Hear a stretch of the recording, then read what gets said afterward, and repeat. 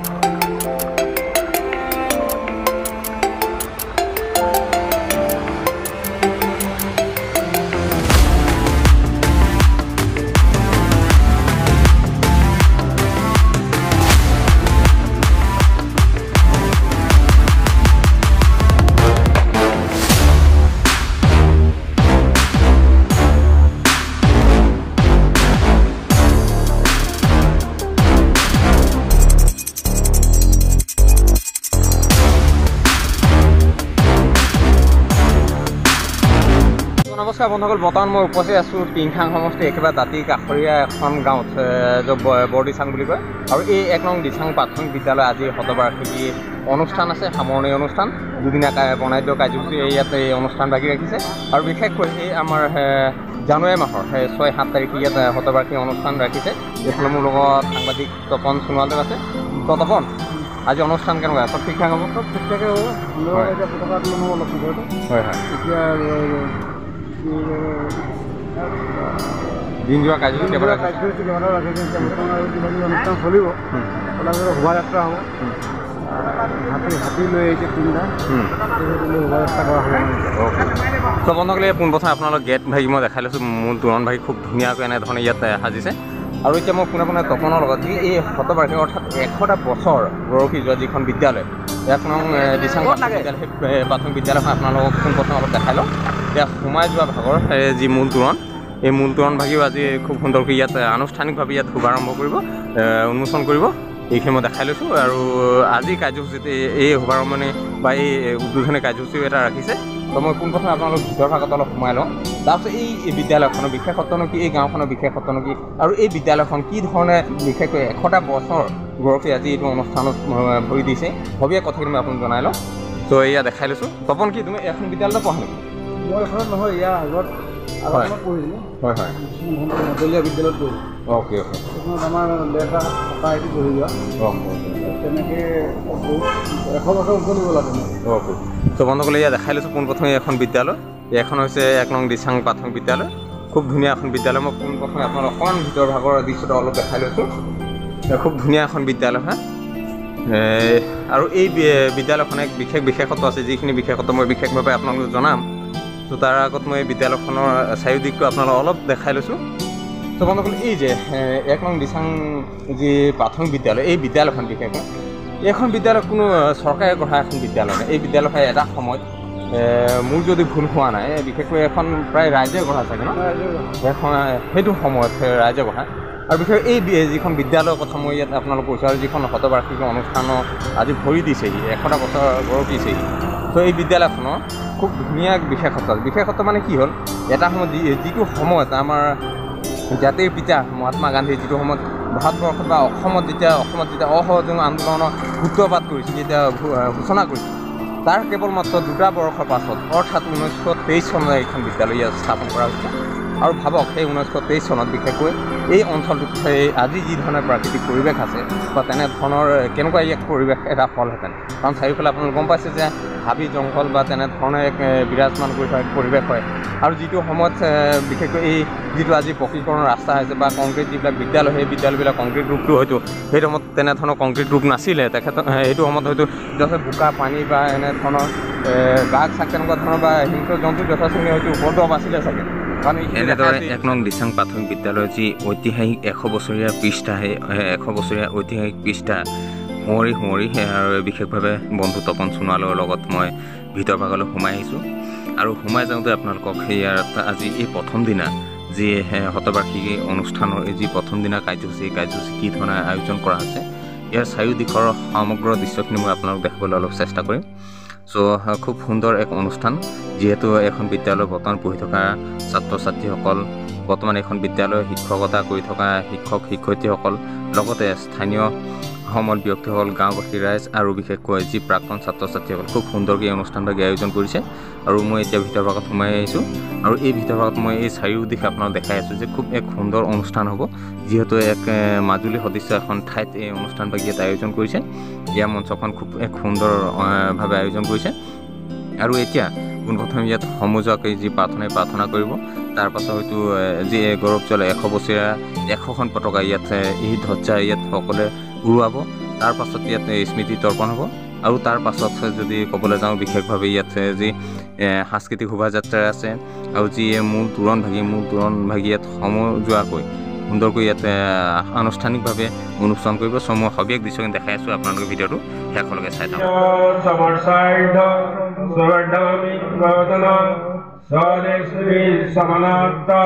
স্বদেশী স্পষ্ট ভাৱনা হি একাদশ স্বভাৱে বৰ্ততে নিশ্চয় মুক্তি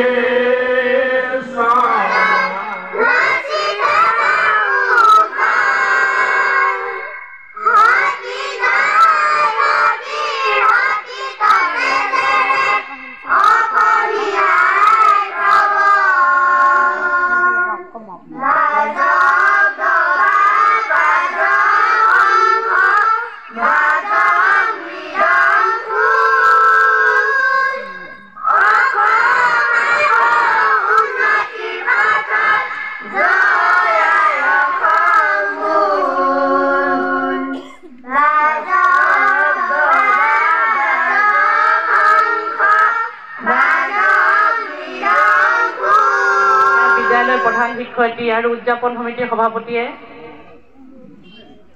পতাকা উত্তোলন কৰিছে।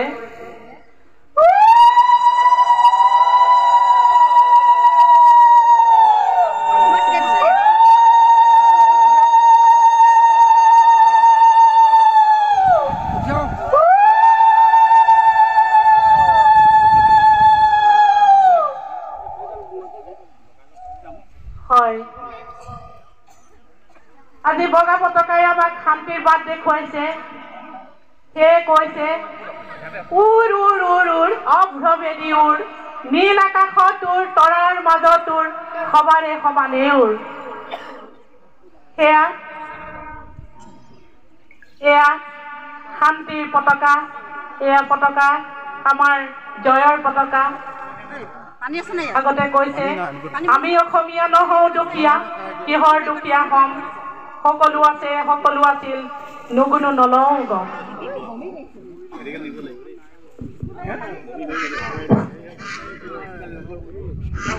ইতিমধ্যে আমাৰ দ্বিতীয় কাৰ্যসূচী চলি আছে পতাকা উত্তোলনৰ, আৰু এতিয়া মই মাইক্ৰফোনটি আমাৰ 1 নং দিচাং প্ৰাথমিক বিদ্যালয়ৰ প্ৰধান শিক্ষয়িত্ৰী বাইদেউলৈ আগবঢ়াই দিছোঁ।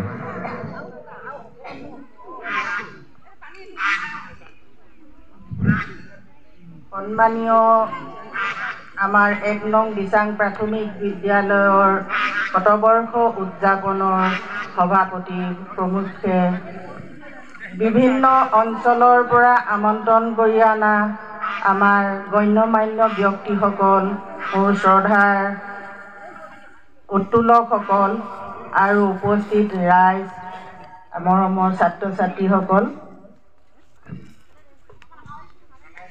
1907 চনতে এই দিচাং অঞ্চলৰ বাসিন্দাসকলে জীৱন আৰু জীৱিকাৰ বাবে পোনপ্ৰথমে আগমন ঘটিছিল। তেখেতলোকে ঘন হাবি জংঘল কাটি যেতিয়া নিজৰ লগতে পৰিয়ালবৰ্গৰ নিৰাপত্তা অনুভৱ কৰিছিল, তেতিয়াৰ পৰাই হয়তো ইয়াতে স্থায়ীভাৱে বসতি স্থাপন কৰিছিল। এটা সমস্যা যেতিয়া সমাধান হয়, নতুনকৈ আকৌ এটা সমস্যাই দেখা দিয়ে। ঠিক তেনেকৈ হয়তো ৰাইজৰ মাজত উপলব্ধি হৈছিল তেওঁলোকৰ সন্তানসকলে কেনেকৈ জ্ঞানৰ পোহৰ পাব। সেই চিন্তিয়ে ৰাইজে চাগে গুণাগথা কৰি থকাৰ সময়তে সেই সময়ৰ দীৰ্ঘদৰ্শী ব্যক্তি স্বৰ্গীয় ৱাব্ব সোণোৱালদেৱে বিদ্যালয় স্থাপনৰ বাবে 2 বিঘা মাটি প্ৰদান কৰিছিল আৰু সেই মাটিতে ৰাইজে লাগি ভাগি বিদ্যালয়খন অনুষ্ঠিত কৰিছিল। আৰু সেই বিদ্যালয়ৰ প্ৰথম যিগৰাকী শিক্ষক আছিল, তেখেত শুনামতে গাঁৱৰে আছিল, স্বৰ্গীয় কলীয়া সোণোৱালদেৱ। আৰু তেখেতৰ চেগা চুৰুকা কামৰ বাবে ৰাইজৰ মনঃপুত নোহোৱাত সুদূৰ টেঙাখাট ভেকুলাজানৰ পৰা মতাই আনি শ্ৰীযুত দণ্ডী সোণোৱালদেৱক থকা খোৱাৰ ব্যৱস্থা কৰি প্ৰতিষ্ঠা হৈছিল। সেই সময়ত ইয়াত চৰকাৰে হাতী ধৰিছিল। হাতীৰ গড় বান্ধি ব্ৰিটিছ চৰকাৰে চালান দিছিল। আমি কল্পনা কৰিব নোৱাৰোঁ যে গড় বান্ধি হাতী ধৰিব পৰা হ'লে সেই স্থান কেনেকুৱা হ'ব, কিমান অটব্য অৰণ্যৰে ভৰা হ'ব লাগিব। আমি শুনিবলৈ পাইছোঁ এই হাঁহচৰা বিলতে জাক জাক হাতীয়ে গা ধুই আকৌ দিচাং নৈ পাৰ হৈ পুনৰ পথাৰৰ হাবিত প্ৰৱেশ কৰিছিল। এনেকুৱাও বহুতৰে হৈছিল যে কেতিয়াবা হাতীৰ একেবাৰে 2 নল 3 নল মানত মুখামুখি হোৱাৰো বহুতৰ অভিজ্ঞতা আছে। এই অঞ্চলটো যথেষ্ট সংখ্যক বাঘৰ বাসস্থান আছিল। বাঘৰ আক্ৰমণৰো মানুহ সন্মুখীন হৈছিল। অৱশ্যে আজিও হয়, কিন্তু সেয়া প্ৰসংগটো বেলেগ। যি কি নহওক, আমাৰ পূৰ্বপুৰুষসকলৰ মহান চিন্তাধাৰা, মহান ত্যাগ আৰু পৰিশ্ৰমক আমি স্বীকাৰ কৰিবই লাগিব। কাৰণ ইমান অটব্য অৰণ্যৰ মাজত এখন বিদ্যালয় প্ৰতিষ্ঠা কৰি তাক চলাই নিয়াৰ দুঃসাহস কৰিছিল। তেওঁলোকৰ চিন্তা আৰু দূৰদৰ্শিতাক আমি ইয়াত আজিৰ শতবৰ্ষৰ গৌৰৱময় যাত্ৰাত আমি চেলুট জনাইছোঁ। এইকাৰণেই তেখেতসকলে যদি এই বিদ্যালয়খন প্ৰতিষ্ঠা কৰি থৈ নগ'লহেঁতেন, হয়তো আৰু বহু দিনলৈ আমি বাট চাব লগা হ'লহেঁতেন আৰু গাঁওখনেও যিমানখিনি প্ৰগতি লাভ কৰিলেহেঁতেন সেইখিনি আজিৰ লগত তুলনীয় নহ'লহেঁতেন। মোৰ মনত পৰিছে সেই সময়ৰ নেতৃস্থানীয় ব্যক্তিসকল বিদ্যালয়ৰ লগত জড়িত, গাঁৱৰ উন্নয়নৰ লগত জড়িত সেইসকল ব্যক্তিক আজি আমি শ্ৰদ্ধাৰে সোঁৱৰিব লাগিব যে আমি আটাইবোৰ মানুহৰ নাম মনত নহ'লেও যিসকল মানুহৰ নাম আমি সততে শুনো, আমাৰ গাঁৱৰ বয়সস্থ লোকসকলে কেতিয়াবা আলোচনা কৰিলে সেইসকলৰ নাম আমি শুনি থাকোঁ। আমি একেবাৰে নামনিৰ ফালৰ পৰা যদি আহোঁ, মংগল সিং হাজাৰী, তাৰ পাছতে ভজু সোণোৱাল, হেমচন্দ্ৰ সোণোৱাল, সেইদৰে আহি আমি আনন্দ সোণোৱাল, তাৰ পাছতে আমি এইখিনিত নাম শুনিবলৈ পাওঁ নৰেন সোণোৱাল, কান্দুৰা বা ভৰালী বুঢ়া কান্দুৰা সোণোৱাল, তাৰ পাছতে হোমেশ্বৰ শইকীয়া, বেণুধৰ শইকীয়া, ধীৰেন সোণোৱাল। আমি যদি আকৌ আগলৈ আগুৱাই গৈ থাকোঁ, ভোগেশ্বৰ সোণোৱাল, বৰডুবি অঞ্চলত লক্ষী সোণোৱাল, কুমুদ সোণোৱাল, বহুতৰ নাম আছে, কিন্তু মোৰ মনলৈ অহাখিনি ক'ব পাৰিছোঁ। স্মৃতি নিৰ্ভৰশীলতাৰ কাৰণে নামবোৰ মনলৈ অহা নাই। কিন্তু মই নাম ক'লেও যিসকল লোকে তেওঁলোকৰ ত্যাগেৰে এই গাঁওখন গঢ়ি থৈ গ'ল, ভেটিটো তৈয়াৰ কৰি থৈ গ'ল, সেই সকলোলৈকে মই শ্ৰদ্ধা জনাইছোঁ। এটা বিৰল উদাহৰণে এই গাঁওখন যুগ যুগান্তৰলৈ উজ্বলি থাকিব। সেয়া হ'ল ব্যক্তিগত ধনেৰে, অৰ্থাৎ গাঁওবাসীৰ ব্যক্তিগত ধন, চৰকাৰী নহয়। হয়তো অসমৰ ভিতৰতে প্ৰথমখন চিকিৎসা স্বাস্থ্য উপকেন্দ্ৰ, যিখন ৰাইজৰ দান বৰঙণিৰে হুঁচৰি গাই আৰু ঘৰে ঘৰে চান্দা তুলি চৰকাৰক গৃহটি দি দিছিল, আৰু সেই গৃহত চৰকাৰে ডাক্তৰ আৰু নাৰ্ছ নিযুক্ত কৰিছিল। এনে উদাহৰণ আমি আন ক'তো এই মুহূৰ্তলৈকে পোৱা নাই।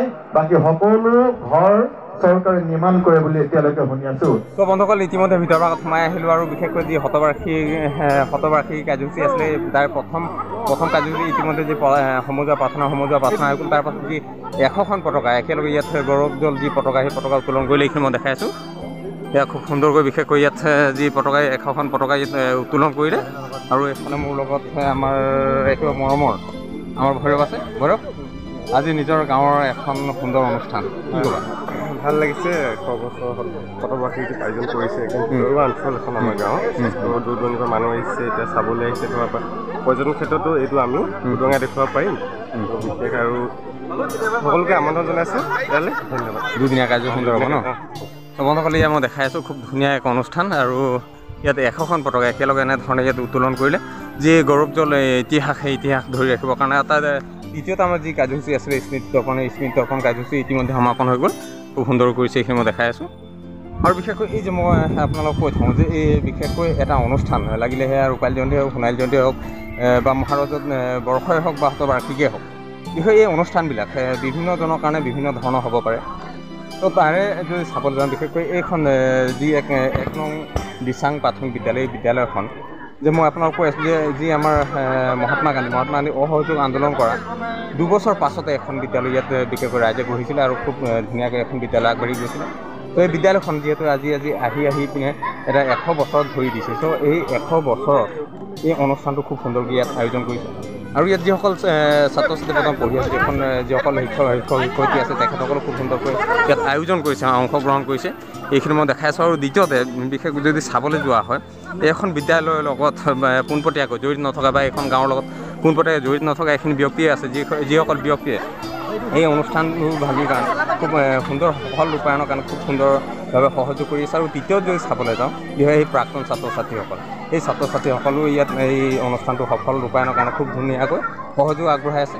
তো এইটো ক্ষেত্ৰত যদি মই ক'বলৈ যাওঁ আপোনালোকক যে এই বিশেষকৈ এই বিদ্যালয়খনত যিসকল ছাত্ৰ ছাত্ৰী বৰ্তমান পঢ়ি আছে, যিসকল শিক্ষয়িত্ৰী বৰ্তমান কৰি আছে, তেখেতসকলৰ বাবে হয়তো এটা স্বপ্ন অনুষ্ঠান হ'ব পাৰে। যিসকল ব্যক্তি পোনপটীয়াকৈ এখন বিদ্যালয়ৰ লগত বা এখন গাঁৱৰ লগত জড়িত নাই, তেখেতসকলৰ বাবে হয়তো এই অনুষ্ঠানভাগী এটা তেখেতসকলে দায়িত্ব বা কৰ্তব্যবোধ হ'ব পাৰে। কিন্তু বিশেষকৈ যিসকল প্ৰাক্তন ছাত্ৰ ছাত্ৰী বৰ্তমান এখন বিদ্যালয়ত নাই, তেখেতসকলে হয়তো আজিৰ পৰা সেই 100 বছৰ আগতে এখন বিদ্যালয়ত ভৰি দিছিলে, শিক্ষা গ্ৰহণ কৰিছিলে, সেইসকল ছাত্ৰ ছাত্ৰীৰ বাবে হয়তো তেখেতসকলৰ যি জীয়া স্মৃতি, সেই জীয়া স্মৃতি ধৰি ৰখাৰ এক ঐতিহাসিক পৃষ্ঠা হয়তো এই অনুষ্ঠানটি হ'ব পাৰে। গতিকে এখন অনুষ্ঠানটি খুব সুন্দৰকৈ সকলোৱে সহযোগ কৰিছে। আৰু এই অনুষ্ঠানটি সফল ৰূপায়ণৰ কাৰণে কেইবাটাও হয়তো ইয়াত প্ৰস্তাৱ ৰাখিছিলে, এই প্ৰস্তাৱবিলাক খুব সুন্দৰকৈ তো বন্ধুসকল, বৰ্তমান মোৰ লগত বিশেষকৈ এই নাহৰকটীয়া আৰু বাইদেউ এগৰাকী আছে, স্বপ্না বাইদেউ। তো মই বাইদেউ ওচৰত যাম। বাইদেউ ভালে আছে? ভালে আছো দেই। সেই অনুষ্ঠানটো খুব ভালে অনুষ্ঠানভাগী যে খুব সুন্দৰকৈ ইয়াত আয়োজন কৰিছে, কি ক'ব? মই 1 নং প্ৰাথমিক বিদ্যালয়ৰ যি শতবাৰ্ষিকী সমাৰোহ ইতিমধ্যে 6 আৰু 7 তাৰিখ বিশেষকৈ আজিৰ পৰা যি আৰম্ভ হৈছে, তাৰ কাৰণে সকলোকে আদৰণি জনাইছোঁ। আৰু এই অনুষ্ঠানটো আজি প্ৰথমতেই স্মৃতি প্ৰথমতে প্ৰাৰ্থনা ভাগি আৰম্ভ আৰু লগতে পতাকা উত্তোলন ইতিমধ্যে 3টা কাৰ্যসূচী সমাপন হৈছে। আৰু পৰৱৰ্তী কেইবাটাও কাৰ্যসূচী আছে। ইয়াত বিভিন্ন ধৰণৰ সাংস্কৃতিক অনুষ্ঠান আছে, স্থানীয় আৰু বাহিৰৰ পৰা গায়িকাসকলে, লগতে বিশেষকৈ এই অনুষ্ঠানটোৰ তাৰকা প্ৰাক্তন ছাত্ৰ ছাত্ৰীসকলৰ সমাৱেশ দেখি সঁচাকৈ আমি আনন্দিত, বৰ ভাল লাগিছে। গতিকে বাকীকেইটা অনুষ্ঠানো সুন্দৰভাৱে সফলমণ্ডিত হৈ যাবৰ কাৰণে আৰু সকলোকে এই অনুষ্ঠানৰ যোগেদি আপোনালোকৰ যোগেদি মই অনুৰোধ কৰিছোঁ, আজি 6 তাৰিখ, কাইলৈ 7 তাৰিখ এই দুদিনীয়া কাৰ্যসূচী আপোনালোকে আহক আৰু অনুষ্ঠানটো উপভোগ কৰক। মই অনুৰোধ জনাইছোঁ আৰু লগতে নিশ্চয় ভাল পাব বুলি মই ভাবিছোঁ।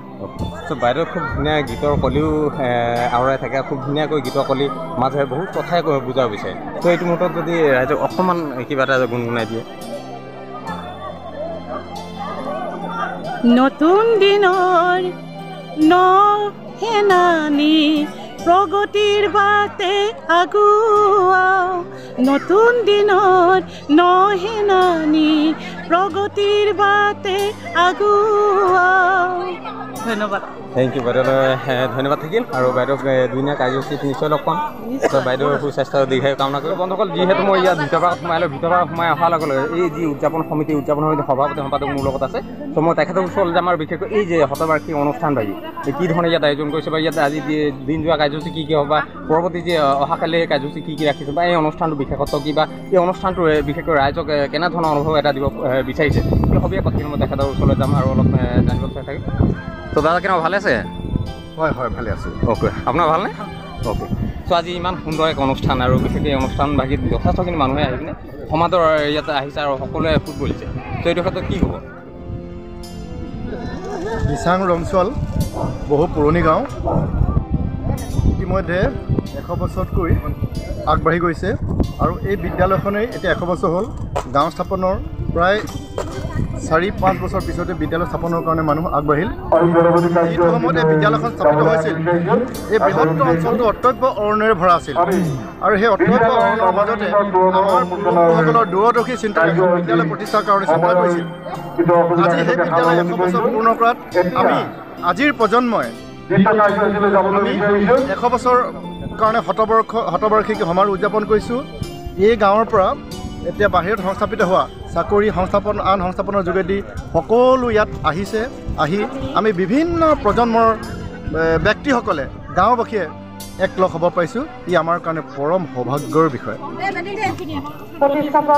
আমাৰ সম্পাদক মহোদয় আছে, কিবা ক'ব?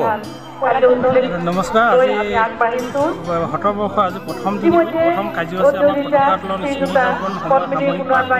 উত্তোলন সমাপ্ত হৈছে আৰু আজি বিভিন্ন ধৰণৰ কাৰ্যসূচী আছে। ইয়াৰ পিছতে আমাৰ শোভাযাত্ৰা আৰম্ভ হ'ব আৰু কালিলৈ আমাৰ প্ৰাক্তন ছাত্ৰ সাংস্কৃতিকলৈকে আমাৰ মিটিং আছে। সুকলমে পাৰ হ'বৰ কাৰণে ৰাইজক পূৰ্ণ সহযোগিতা বিচাৰিছোঁ যে আমি 100 বছৰীয়া অনুষ্ঠানটো আমি সাক্ষী হিচাপে আমি পালন কৰিব পাৰিছোঁ আৰু গৌৰৱান্বিত হৈছোঁ। চ' ধন্যবাদ থাকিলে আপোনালোকৰ। বিশেষকৈ আপোনাৰ দুয়োগৰাকীয়ে সুস্বাস্থ্য কামনা কৰিলোঁ আৰু যি শতবাৰ্ষিকী অনুষ্ঠান, এই শতবাৰ্ষিকী অনুষ্ঠান সামৰণি অনুষ্ঠান বাকী যাতে সফল সমাপ্তি হয় তাকে কামনা কৰিছোঁ। আৰু যিহেতু এখন বিদ্যালয়, মই কৈ আছোঁ যে এইখন বিদ্যালয় পঢ়ি থকা যিসকল ছাত্ৰ ছাত্ৰী বা যিসকল শিক্ষক শিক্ষয়িত্ৰী আছে আৰু যিসকল এনেকুৱা বহু ব্যক্তি অনুষ্ঠান প্ৰতিষ্ঠান যিসকলে পোনপটীয়াকৈ হয়তো এই অনুষ্ঠানটোৰ লগত জড়িত নাই, তেখেতসকলো যথেষ্ট দায়বদ্ধতা আৰু প্ৰতিবদ্ধতাৰে এই কামখিনি আগবঢ়াই গৈছে। কিন্তু বিশেষকৈ চাবলগীয়া এই যি প্ৰাক্তন ছাত্ৰ এটা পাৰ হৈ গ'ল, যিগৰাকী এখন বিদ্যালয় আহিছিলে, খোজকাঢ়িছিল আৰু ইয়াৰ পৰা আজি আগবঢ়াই বহুতো আজি তাৰিখত। ত' তেখেত যিসকল আছে তেখেত যেতিয়া এটা প্ৰাক্তন সন্মিলন তেতিয়া হ'ব, তেতিয়া এই অনুষ্ঠান আৰু শুনত হোৱা উঠিব। ত' এইটো ক্ষেত্ৰত আজিৰ তাৰিখত বিশেষ প্ৰাক্তন ছাত্ৰ ছাত্ৰীসকলৰ যিমানখিনি সমাদৰ পাইছে, এইটো ক্ষেত্ৰত কি গাঁওখন যথেষ্ট ভিতৰুৱা যদিও বা বিদ্যালয়খন যথেষ্ট ভিতৰত আছিল যদিও এই বিদ্যালয়ৰ পৰা বহু প্ৰাক্তন ছাত্ৰই সুনাম কৰিছে। এই গাঁওখনৰ পৰা আমাৰ শিক্ষা বিভাগৰ উপ সঞ্চালক পদলৈ উন্নীত হৈছে, মেডিকেল কলেজৰ মুৰব্বী অধ্যাপকৰ পৰা অৱসৰ গ্ৰহণ কৰিছে আৰু গাঁওখনৰ পৰা আমি গৌৰৱ কৰিব পৰাকৈ এটা কথা ক'ব পাৰোঁ যে ইতিমধ্যে আমাৰ APS বিষয়ৰ সৃষ্টি হৈছে। ইয়াৰ পৰা দুগৰাকী ছোৱালী ষ্টেণ্ড কৰিছে। 2014 চনত লিটল ফ্লাৱাৰ পৰা আমাৰ গাঁৱৰ সন্তানে ষ্টেণ্ড কৰিছে, মেট্ৰিকত 6ষ্ঠ স্থান অধিকাৰ কৰিছে।